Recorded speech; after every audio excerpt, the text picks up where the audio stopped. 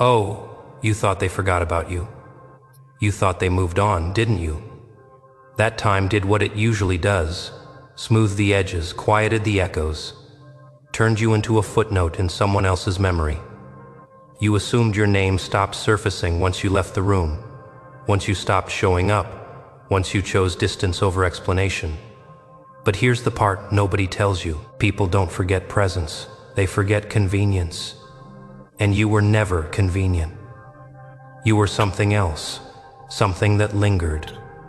You walked through different chapters of their lives without making a spectacle of yourself. No grand exits, no dramatic speeches, no need to announce what you were. You just showed up as you were, calm, fully there, and somehow that was enough to leave marks people still don't know how to explain. They remember you in fragments at first, a conversation they still replay, a moment where they felt strangely seen, a silence that felt heavier than most words. They don't always attach your name to it right away. Sometimes it takes years. Sometimes it shows up when they meet someone new, and sometimes it hits when they're lying awake at night, realizing something in their life feels shallow, unfinished, performative. That's when you surface not as nostalgia, not as regret in the dramatic sense, but as a reference point, as a quiet comparison they never meant to make, as the unspoken standard that crept in without permission. People from completely different phases of your life describe you in almost the same way, even though they never spoke to each other. A former friend, a coworker, someone who only knew you briefly, someone who thought you were just passing through. They struggle to put it into clean language. They hesitate. They say things like, "There was just something about them," or "They were intense, but not in a loud way," or "I don't know why I still remember them." What they mean is this: you made them feel more aware than they were comfortable being. You didn't do it by pushing. You didn't do it by preaching. You didn't do it by demanding anything from them. You did it by existing without pretending, by not diluting your thoughts to make them easier to swallow, by not shrinking your insight to protect other people's egos, by asking questions you genuinely wanted answers to, by listening in a way that made it hard for them to lie to themselves. That kind of presence is unsettling to people who survive by staying surface level. At first, they underestimate you. Almost everyone does. You don't announce yourself. You don't force attention. You don't dominate space. You don't need to. You let people reveal themselves. You let them talk. You let them posture. You let them perform. And while they assume you're passive, compliant, or simply unaware, you're actually observing patterns. They don't realize they're repeating. They interrupt you, thinking you won't mind. They talk over you, assuming you'll wait your turn. They take credit, assuming you won't challenge it. They dismiss your depth as too much because it's easier than admitting they don't want to go there.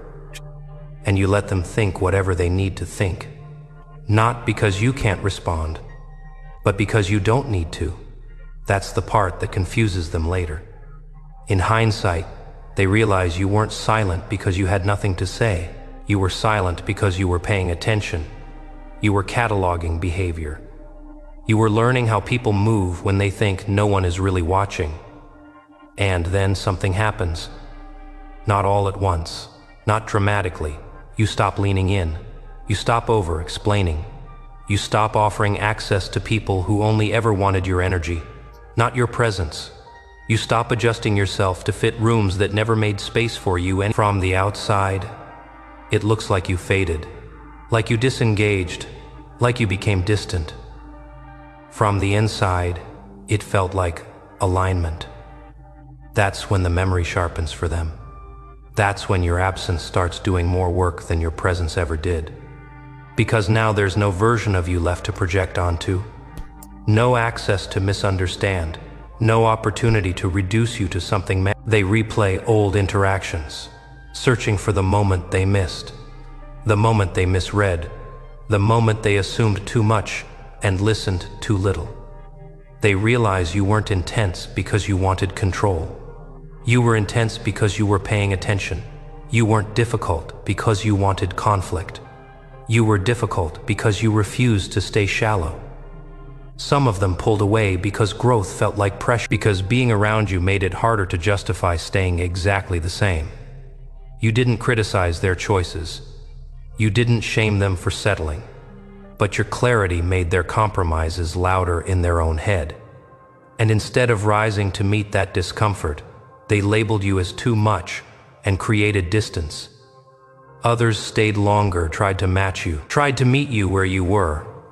And even they admit now quietly that you changed the way they think, the way they connect, the way they measure honesty. They find themselves comparing conversations, relationships, entire environments to what it felt like to be around you. Not because you were perfect, but because you were real in a way they don't encounter often.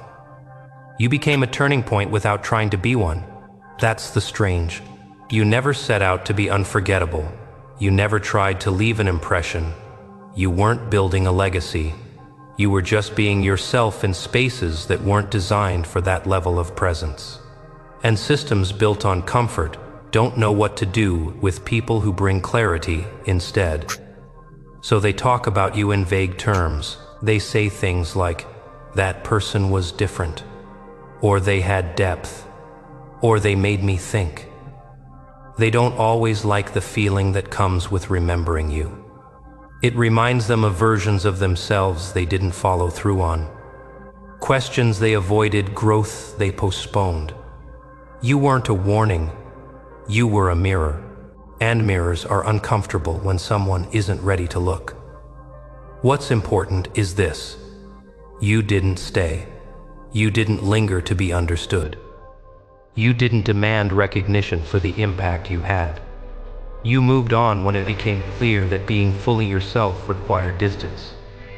That your energy was being consumed, not met. That your presence was being tolerated, not respected. Now, from where you stand, you don't need to know who still thinks about you or why. You don't need confirmation. You don't need closure. You don't need to be remembered correctly by everyone who crossed your path. You know who you were. You know what you brought. And you know why you left. And somewhere, quietly, in conversations you're not part of, in memories people didn't plan to revisit, your name still carries weight. Not as power, not as fear, but as depth, as clarity, as something that couldn't be reduced or replaced. You were never trying to be unforgettable. You were just unwilling to be shallow. And that's the kind of presence people don't move on from easily. And here's the part that matters now. The part that only makes sense once you've stepped far enough away to see the pattern clearly. You don't feel the pull anymore. Not the urge to explain yourself. Not the itch to correct their misunderstandings. Not the need to soften yourself so your memory feels easier for them to hold. Whatever they remember about you, whatever story they tell themselves to make sense of the impact you had, it no longer belongs to you. Because somewhere along the way, you stopped carrying other people's interpretations as a responsibility. That didn't happen overnight. It came after realizing how often depth gets punished in environments built on speed and surface. How often clarity gets reframed as intensity when it refuses to stay quiet. How frequently people label what they can't access. You saw the pattern repeat enough times to finally trust it. And once you trusted it, you stopped negotiating with it. That's why you don't feel haunted by the past the way they do. For them, memory moves. For you, memory integrates. You took what mattered, learned what needed learning, and moved forward without dragging the emotional residue behind you. You didn't harden. You didn't become closed. You just became selective. And selectivity looks cold to people who benefited from your openness. They wonder how you did it, how you moved on without bitterness, how you detached without cruelty, how you managed to leave rooms quietly and still leave an echo.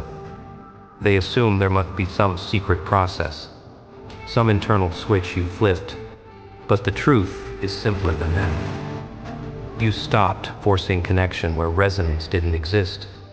You stopped translating yourself for people who preferred convenience over understanding. You stopped investing energy in environments that required you to be less than you are to belong. That's not disappearance. That's discernment. And the irony is, once you stopped trying to be understood, you became unforgettable in a different way. Not because you demanded space in their mind, but because you stopped occupying it on their terms. The absence of explanation is what keeps their curiosity alive. The lack of closure is what makes your presence linger. Not out of manipulation, out of contrast. You showed them a version of connection that wasn't transactional. A version of attention that didn't come with hooks.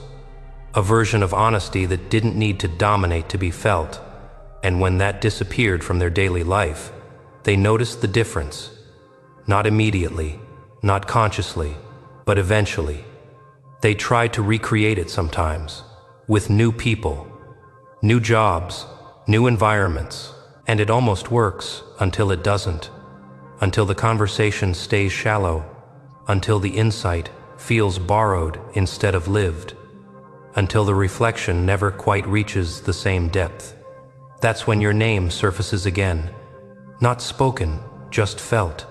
And you're not offended by that. You don't take it as proof of superiority. You understand something now that you didn't before. Impact doesn't require permanence.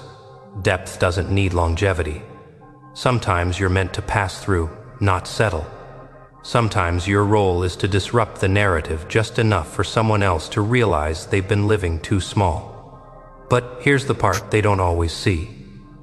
You paid for that awareness, not with drama, but with loneliness, with moments where being fully yourself meant standing alone, with choices that looked like withdrawal from the outside, but felt like survival on the inside. You didn't leave because you didn't care. You left because you cared enough not to betray yourself, and that's why you're at peace now. You don't wonder who still talks about you. You don't scan rooms for recognition. You don't measure your worth by how deeply you were missed. You measure it by how aligned you feel when you wake up in the morning, by how little you need to perform to be accepted in the spaces you choose.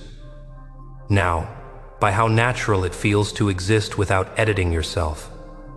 That's what changed. You learned that being too much is often just being too real for systems that rely on numbness. That intensity isn't a flaw when it's paired with self-awareness. That depth doesn't need an audience to be valid. And most importantly, that being remembered is not the same thing as being free. You chose freedom. So when they think about you now, they do it from a distance you're no longer trying to close. When they describe you as unforgettable, intense, difficult to replace, they're speaking from a chapter you've already finished reading. You don't correct the language. You don't refine the narrative. You let them keep whatever version helps them make sense of what they felt, because you're not here to be understood by everyone.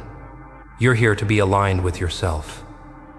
And if that means being remembered as too much by people who needed you to be less, so be it.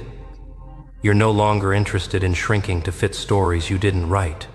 You're not interested in re-entering spaces that only valued you once you were gone. You're not interested in being a reference point for people who never wanted to meet you at your depth while you were present. What matters now is that you recognize the pattern before it repeats. That you choose environments where your presence doesn't feel like disruption, but contribution. That you invest in connections where depth is met with depth, not discomfort. That you honor the version of yourself who learned quietly and carefully when to stay and when to leave. And there's something else, something subtle but important. The people who remember you most intensely are often the ones who were closest to growth and turned away. You don't take that personally anymore. You understand that not everyone is ready to see themselves clearly. Not everyone wants a mirror. Some people prefer reflections that flatter rather than reveal. You stop trying to be palatable to those people. That's why your energy feels different now, calmer, more grounded, less concerned with being impactful and more committed to being authentic. You don't walk into rooms wondering how you'll be perceived. You walk into rooms aware of how you feel, and if the space doesn't match, you don't force it. You leave quietly, cleanly, without needing to be remembered kindly, and somehow, that's what stays with them the most. Not what you said, not what you did, but the way you left without collapsing. The way you chose yourself without explanation. The way you didn't chase understanding from people who weren't prepared to offer it. They thought being remembered was power.